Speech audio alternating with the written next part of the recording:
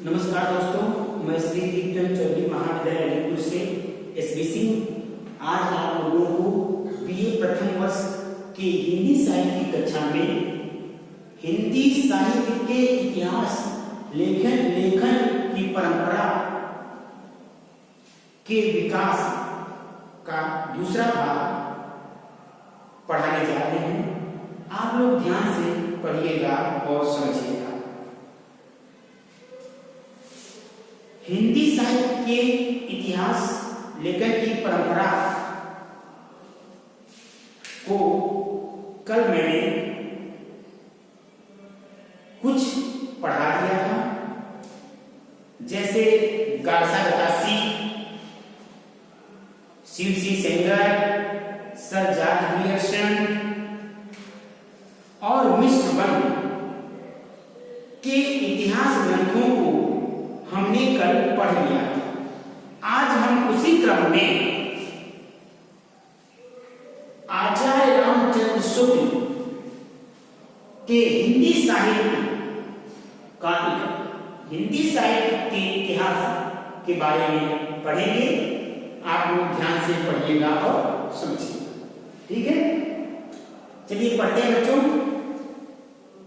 आचार्य रामचंद्र शुक्ल हिंदी साहित्य के इतिहासकारों में पंडित रामचंद्र शुक्ल का नाम सर्वोपरि है। उन्होंने सन 1929 ईस्वी में हिंदी साहित्य इतिहास नामक ग्रंथ हिंदी शब्द सागर की भूमिका में लिखा और जिसे बाद में स्वतंत्र पुस्तक का रूप प्रदान कर दिया गया, ठीक है। आचार्य शुक्ल का मानना है कि प्रत्येक देश का साहित्य वहां की जनता की चित्तवृत्ति का संचित प्रतिबिंब होता है। जनता की चित्तवृत्ति के परिवर्तन के साथ साथ साहित्य के स्वरूप में भी परिवर्तन होता चला जाता है। आज से अंत तक इन्हीं चित्तवृत्तियों की परंपरा को परखते हुए साहित्य परंपरा के साथ उनका सामंजस्य दिखाना ही साहित्य का इतिहास कहलाता है, ठीक है। उन्होंने युगीन परिस्थितियों के संदर्भ में साहित्यिक प्रवृत्तियों की जो विकास की बात कही है वह अत्यंत महत्वपूर्ण है, क्योंकि उन्होंने अपने इतिहास में सर्वत्र इसी धारणा के अनुरूप प्रत्येक कालखंड की युगीन परिस्थितियों का सम्यक विवेचन करते हुए तत्कालीन काव्य प्रवृत्तियों की चर्चा की है। शुक्ल जी का दूसरा महत्वपूर्ण योगदान काल विभाजन एवं नामकरण के संबंध में है। मिस्र बंधुओं ने तथा ग्रियर्सन ने यद्यपि इस प्रकार के प्रयास किए थे, किंतु वे प्रयास अधिक सफल नहीं रहे। शुक्ल जी ने मिस्र बंधुओं के काल विभाजन पर टिप्पणी करते हुए लिखा है कि सारे रचना काल को केवल आदि, मध्य, पूर्व, उत्तर इत्यादि खंडों में आंख मूंद कर बांट देना, यह भी न देखना कि इस कालखंड के भीतर क्या आता है क्या नहीं, किसी वृत्त संग्रह को इतिहास नहीं बना सकता। उन्होंने हिंदी साहित्य के 900 वर्षों के इतिहास को 4 कालों में विभक्त किया है। कितने कालों बच्चों? 4 कालों में आचार्य रामचंद्र शुक्ल ने हिंदी साहित्य के इतिहास को विभक्त किया है, विभाजित किया है। पहला है आदिकाल, जिसे हम वीरगाथा काल के नाम से जानते हैं। इसका जो कार्यकाल है संवत 1050 से 1375 विक्रम संवत। दूसरा है पूर्व मध्यकाल, मध्यकाल संवत 1375 से 1700 विक्रम संवत। तीसरा है उत्तर मध्यकाल, जिसे हम युद्धकाल के नाम से जानते हैं, संवत 1700 से 1900 विक्रम संवत, ठीक है। आधुनिक काल, जिसे हम गद्यकाल के नाम से जानते हैं, संवत 1900 से 1984 विक्रम संवत, ठीक है। ये आचार्य रामचंद्र शुक्ल का काल विभाजन है, ठीक है। इतनी बात समझ आ गई बच्चों? आगे बढ़ते हैं।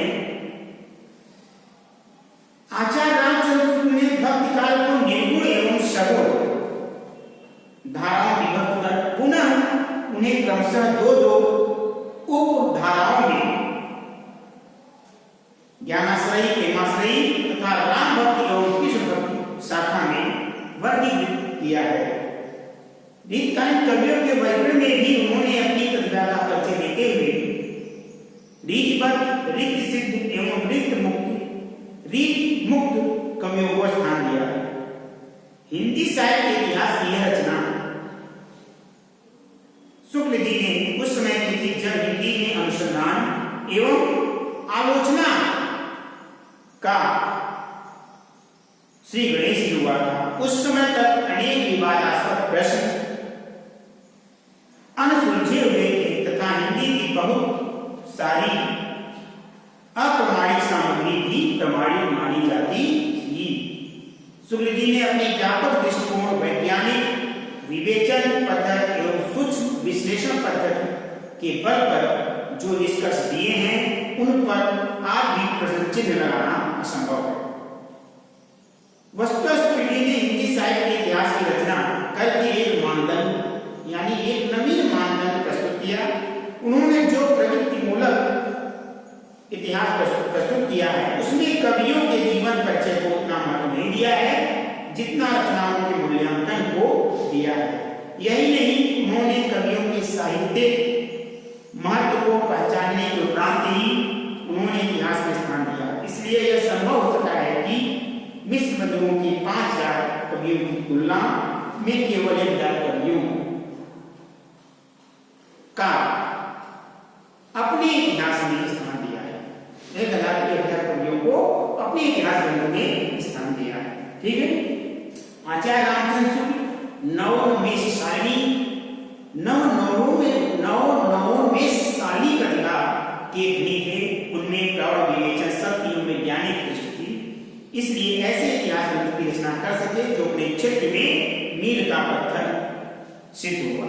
आज शुक्ल जी के कहे हुए एक वाक्य को आधार बनाकर शोध कार्य किए जा रहे हैं और उनकी प्रत्येक पंक्ति का मूल्यांकन करने का प्रयास होगा। परवर्ती इतिहास लेखकों की कृतियों का मूल आधार शुक्ल जी का इतिहास ग्रंथ ही बनता रहा है तथा इन कृतियों का मूल्यांकन भी शुक्ल जी के इतिहास को मानदंड बनाकर प्रस्तुत किया जा रहा है। ठीक, यह इतिहास सन 1929 ईस्वी में लिखा गया। ठीक है बच्चों, अब आते हैं डॉक्टर राम कुमार वर्मा के द्वारा लिखित हिंदी साहित्य का आलोचनात्मक इतिहास के बारे में थोड़ा सा जान लेते हैं। डॉक्टर राम कुमार वर्मा हिंदी जगत में एक नाटककार एवं कहानीकार यानी एकांकीकार के रूप में प्रसिद्ध रहे हैं। इनमें से डॉक्टर राम कुमार वर्मा का हिंदी साहित्य का आलोचनात्मक इतिहास सन 1938 में प्रकाशित हुआ। उदाहरण के लिए शुक्ल जी की वीरगाथा काल को चारण काल नाम दिया। इससे पहले के साहित्य के लिए संधिकाल नाम देते हैं। वस्तुतः उन्होंने अपरज की बहुत सारी सामग्री को हिंदी में समेट लिया। इसलिए डॉक्टर राम कुमार वर्मा स्वयंभू को हिंदी का पहला कवि मानते हैं। ठीक, अब आते हैं हिंदी साहित्य के इतिहास लेखन की परंपरा के विकास का अगला चरण जो इतिहास ग्रंथ है वह है आचार्य हजारी प्रसाद द्विवेदी का इतिहास ग्रंथ।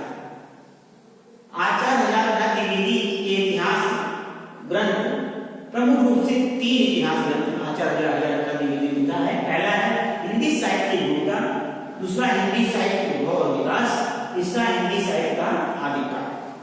आइए हम थोड़ा सा संक्षिप्त रूप में इसका अध्ययन कर लेते हैं। आचार्य शुक्ल के उपरांत यदि किसी अन्य विद्वान की मान्यताओं को हिंदी जगत ने नतमस्तक होकर स्वीकार किया है तो वे आचार्य हजारी प्रसाद द्विवेदी ही हैं, जिन्होंने आदिकाल के संबंध में पर्याप्त कार्य किया है। अब तक साहित्य इतिहास संबंधित उनकी प्रमुख 3 पुस्तकें प्रकाशित हुई हैं। हिंदी साहित्य की भूमिका, हिंदी साहित्य का विकास, हिंदी साहित्य का आदिकाल। ठीक है।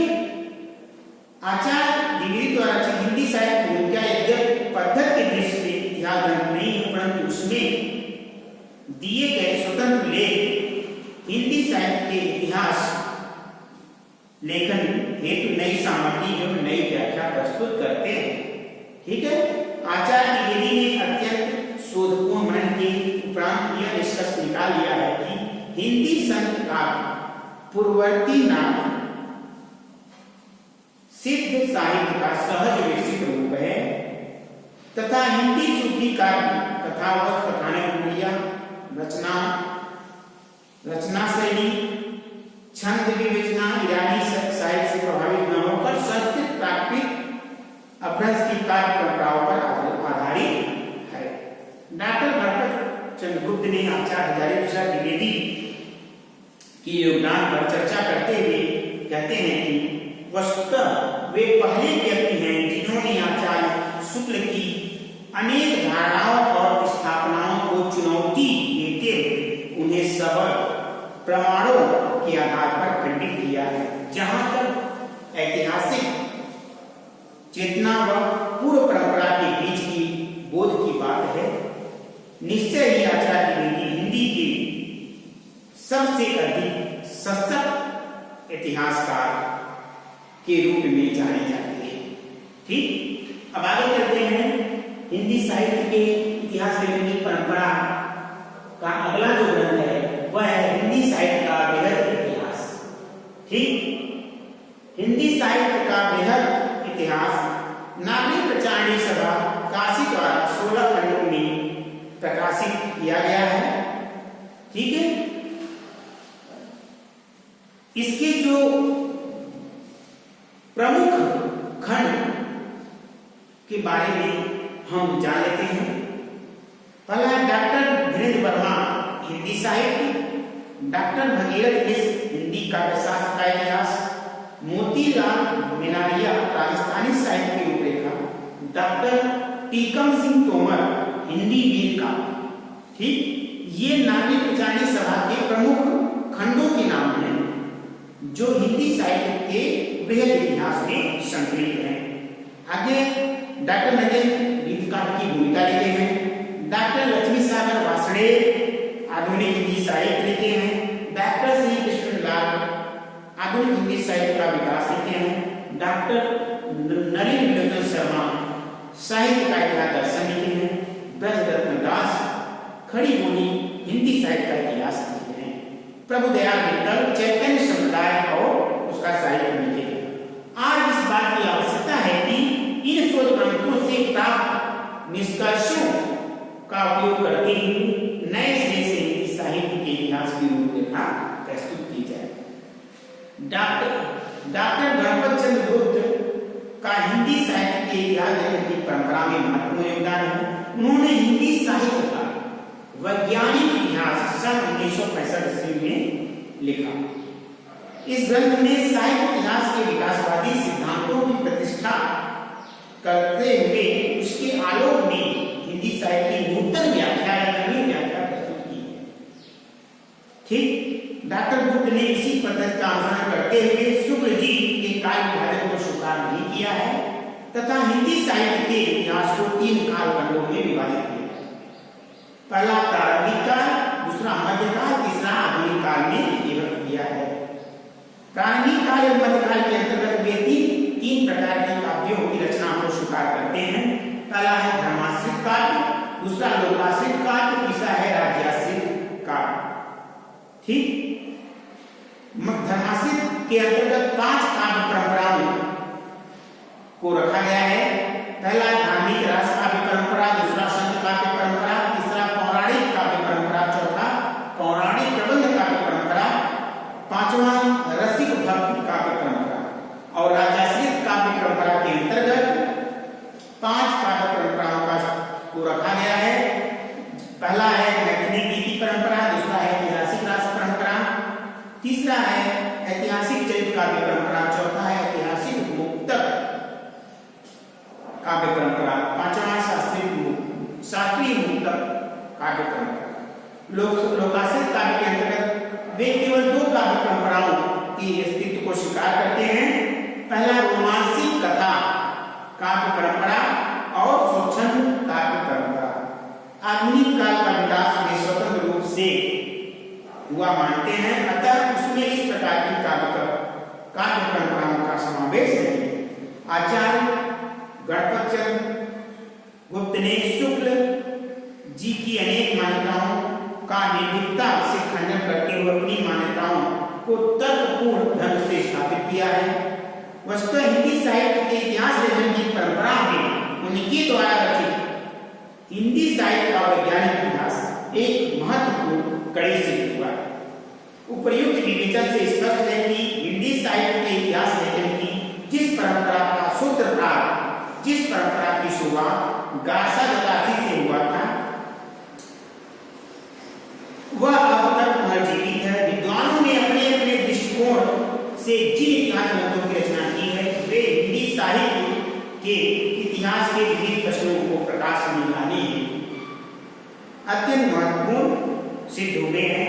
आशा यह है कि परंपरा अभी और आगे विकसित होगी तथा हिंदी साहित्य की नवीन सामग्री को प्रकाशन में लाकर पाठकों के समक्ष हिंदी के समृद्ध साहित्य को प्रस्तुत करेगी, हिंदी के समृद्ध वृहद भंडार को प्रस्तुत करेगी। ठीक है बच्चों, आज के लिए इतना ही बच्चों।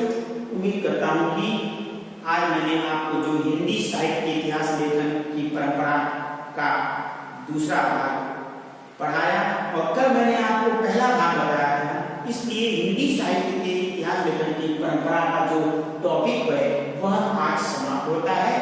कल से नए टॉपिक की शुरुआत होगी।